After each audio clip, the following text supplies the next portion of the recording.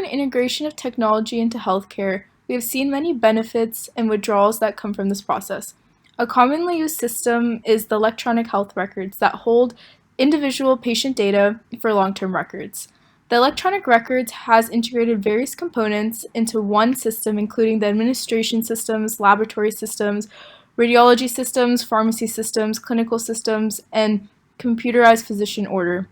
Although we can see many benefits to the system, such as preservation or organized storage for more accurate diagnoses and effective treatment for patients, there are some drawbacks.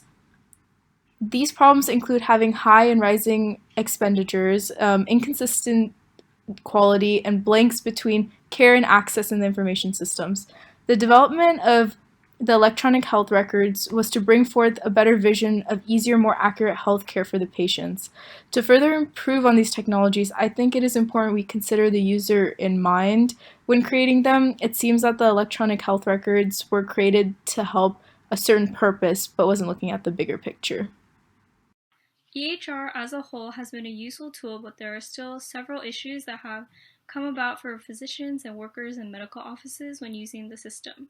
When adapting to a new system such as the EHR, all previous paper or handwritten records must also be transferred over. However, there are instances where there are gaps in their medical records due to not all of them being recorded onto the new system. This can in turn lead to misinterpretation of records and errors when prescribing certain medications. In addition, since it is all electronically based, if there were issues with connecting to the internet, no one would be able to have access to the records. The system is very efficient and has become very useful in all medical offices, but there are still things that can be improved. Hey everyone, today we're going to be talking about application of electronic health records in healthcare. There are many different advantages. Physicians are given access to their own personal health records across an internet database, and this data can be shared between different departments, which is really important for understanding information from a department such as pediatrics to another department such as oncology. But I think the largest benefit that electronic health records have is that it gives physicians and authorized individuals access to all of a patient's information and history, and it helps them to determine health trends. It helps them determine catch diseases early on, and so much more. I think that though, with EHR being a wonderful thing, one of the drawbacks is that it can be hard to maintain HIPAA compliance, especially for organizations, hospitals, and centers that are transferring from paper data to electronic data. Privacy is crucial to protect the safety of patients and all of their personal information. So I think that authorized individuals have to be mindful of who they're showing the information to and what they're showing exactly.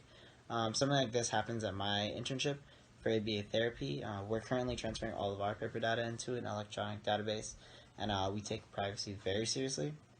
I think the most difficult part is just ensuring that the information we take, the information that we input is inputted correctly, because it's very sensitive patient data and we don't want to do anything incorrectly. So thank you for listening.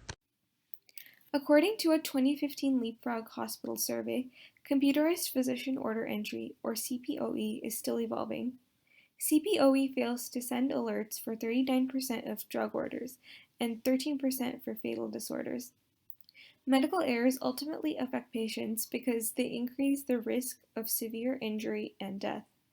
I personally think that there needs to be a process to track when discrepancies occur within the system.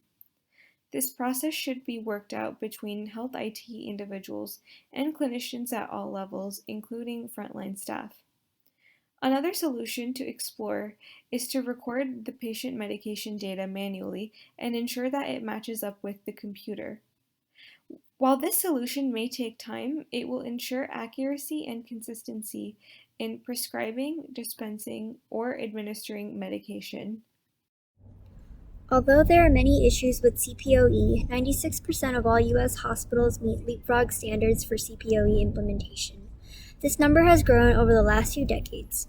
It's a difficult problem to fix because too little alerts can cause severe injuries, and too many can cause alert fatigueness, causing physicians to ignore important warnings. One of the biggest issues is that hospitals often do not add new treatments or guidelines to CPOE systems. One solution to this issue is that hospitals should hire people solely to update CPOE systems on a daily basis. Another solution is artificial intelligence to update systems on its own. This can save time and will also save a lot of lives. We've mainly talked about the issues of CPOE, but CPOE has really grown in the last few decades. Many more hospitals are implementing CPOE, meaning that it is still a relatively new feature. Many people also took the CPOE safety test for the first time in 2015. This safety training is to minimize error rates in the future. Errors usually happen in the second or third year of using CPOE after hospitals had time to learn more about CPOE and identify issues.